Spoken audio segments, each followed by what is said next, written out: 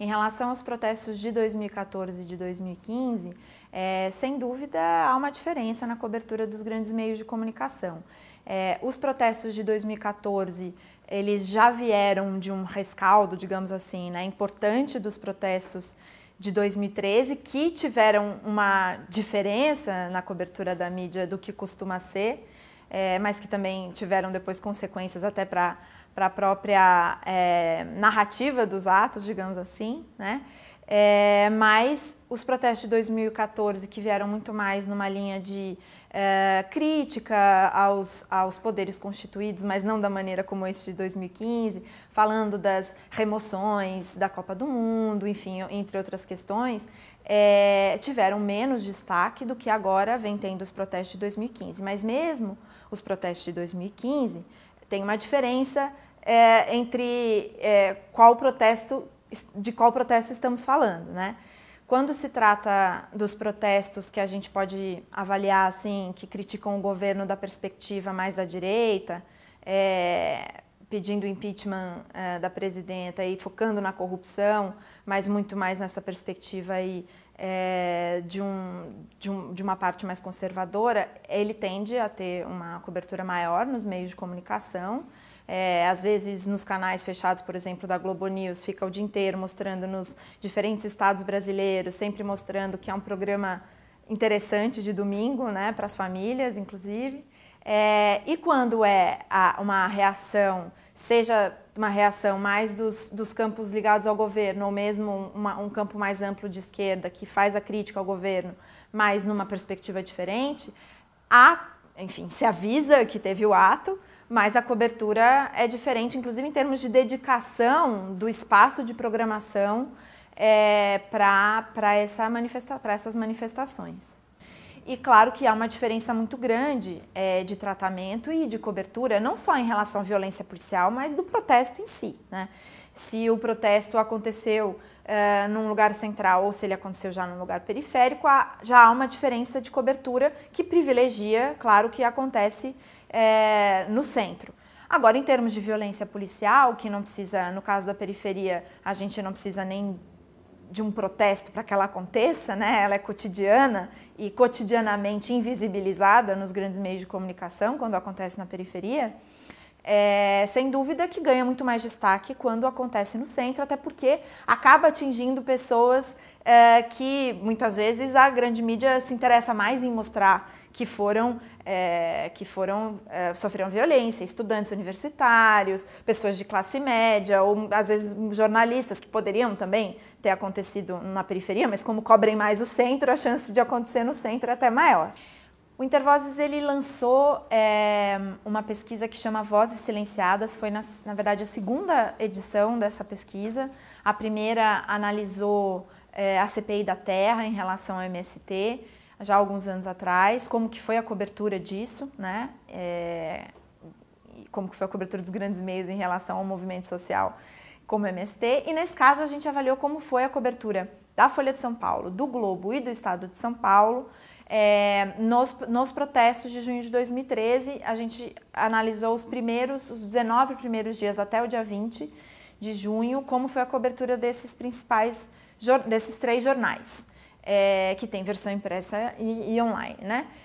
E as principais conclusões em relação a isso, a primeira é de que o nome da nossa pesquisa está certo, né? Vozes Silenciadas, porque em quase 70% das notícias que a gente avaliou, que a gente pesquisou, o manifestante não era ouvido, não era fonte, não era, ele era simplesmente retratado, mas ele não tinha voz nas matérias que tinham sido feitas, né? Além disso, a gente avaliava como que os protestos eram verificados, se tinham mais termos negativos ou mais termos positivos. A gente vê uma mudança do início de junho para o final de junho, com uma incidência maior de coberturas positivas dos protestos, mas mesmo assim ainda o número de menções positivas é menor do que das negativas, principalmente quando a gente foca nos manifestantes, né? Como os manifestantes são cobertos pelos meios de comunicação.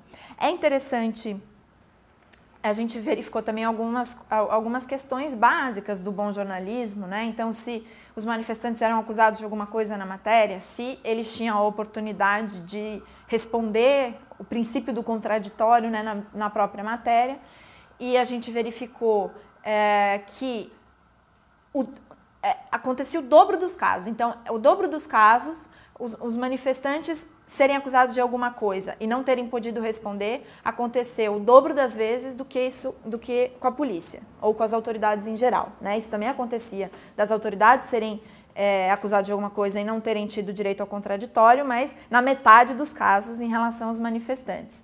E também é interessante avaliar que na metade dos casos também a responsabilidade por uma violência ou por um conflito era atribuído aos policiais, né?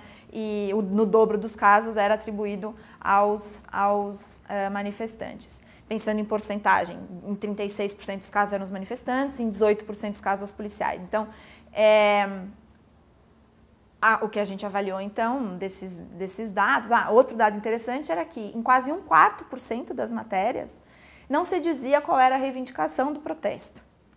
Então, dizia que tinha acontecido um protesto, que tinha acontecido violência, etc., mas não se dizia do que se tratava. Então, a avaliação que a gente fez dessa cobertura é que, embora, enfim, haja momentos em que o manifestante é coberto, enfim, é avaliado aí de maneira positiva, isso não é a regra, né? Isso é na menor parte dos casos, e não se dá atenção como se deveria dar às reivindicações, e mesmo que ele seja retratado de maneira positiva, ele, na maior parte dos casos, não é ouvido. Então, enfim, ficamos à mercê da opinião e do editorial, enfim, da editoria desses meios de comunicação. Bom, o impacto desse tipo de cobertura nos manifestantes enfim, podem ser de diferentes naturezas, né? É interessante avaliar, pensando agora nos protestos de 2015, que nesse último protesto que aconteceu agora, pensando em como foi a cobertura da própria Globo na Globo News, foi interessante verificar como ela mostrava menos os manifestantes na manifestação do dia 12, né? Que foi a manifestação do Fora Dilma, enfim, dos setores aí que a gente identifica como mais conservadores. Foi interessante verificar que nessa cobertura, pelo menos no caso da Globo, não se dava, não é nem que não se dava atenção, é como se não existissem aquela parte da manifestação que tira foto com a polícia militar, que pede a volta do golpe. Foi interessante observar isso, como que invisibilizando que parte desse movimento tem esse tipo de reivindicação. Na minha opinião, isso serve tanto para qualificar um pouco mais esse tipo de manifestação, para tentar rebater as críticas de quem diz que dentro dessas manifestações tem pessoas conservadoras que querem a volta do regime militar. Eles sempre repetiam que era uma manifestação pacífica, com crianças, pessoas idosas, né? E que estava tudo transcorrendo muito bem, sem mostrar essa parte da manifestação, que da outra vez eles mostravam, e não quer dizer que dessa vez ela não existia, né? Quanto para, acho que também tentar dar uma pautada no que é esse movimento Fora Dilma, para, inclusive, quem não está na rua, mas está querendo saber o que está querendo ver o que está acontecendo lá, para talvez gostar ou não gostar, né? E foi um pouco também o que eles... Foi um pouco não, foi bem isso também o que eles fizeram em 2013. Quando as manifestações elas tinham uma pauta clara, né, para aqueles que diziam que ela não tinha, mas elas tinham uma pauta clara de redução da tarifa. Era uma pauta muito mais identificada com o campo progressista de esquerda, e na medida em que os meios de comunicação foram passando a ter uma cobertura um pouco mais agradável em relação às manifestações, isso também foi acompanhado, favorável, né, em relação às manifestações, isso também foi acompanhado por um movimento desses grandes meios, de eles tentarem estabelecer, então, qual era a pauta, né, dessas manifestações. Chegou até ter, inclusive, programas que diziam assim, quem são os manifestantes, o que eles querem? Os próprios meios de comunicação fazendo a narrativa, então, do que estava acontecendo ali, sendo que isso estava claro, né? O que os manifestantes queriam. Os protestos, inclusive de 2013, foram um momento chave, inclusive de organização até de grupos que hoje já estão até mais consolidados nesse papel de cobertura alternativa, como o próprio Fora do Eixo, Mídia Ninja, enfim, né? Então, foi um momento importante para a própria organização dessa cobertura alternativa de protestos, de manifestações populares.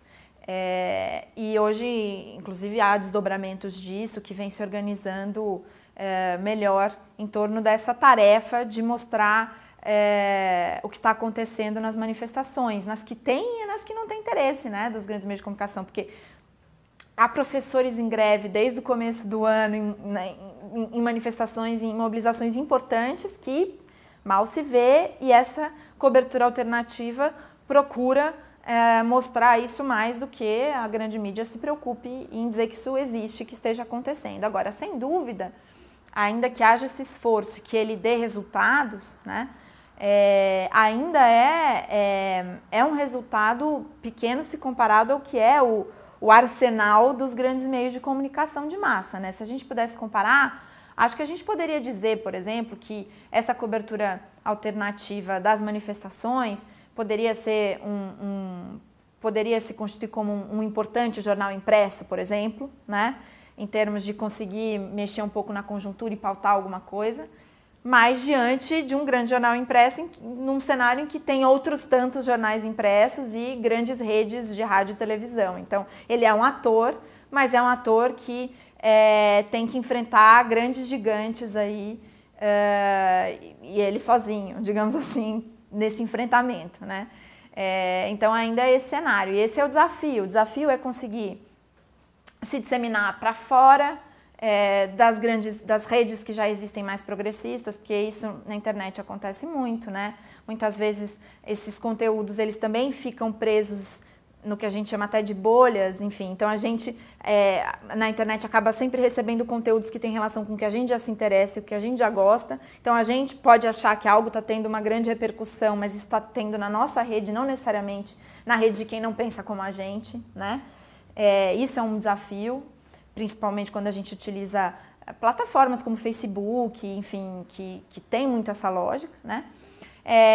E o desafio é conseguir chegar nos outros meios também, conseguir hackear a grande mídia, né? E fazer com que uma pauta que tenha sido colocada por nós, como mídia alternativa, consiga chegar na bancada do Jornal Nacional ou na capa da Folha, enfim, porque conseguimos pautar isso e chegar num grande meio de comunicação. Esse é um desafio que envolve a organização de diferentes coletivos, que envolve a nossa própria mobilização de conseguir fazer esse conteúdo sair do gueto, e envolve políticas, obviamente, que democratizem os grandes meios de comunicação, seja no sistema público que já existe e que tem, como a TV Brasil, TV Cultura, etc., que devem olhar mais para si e entender que o projeto deles não é o projeto dos grandes meios de comunicação, mas é o projeto de dar voz a uma comunicação alternativa que já existe, né?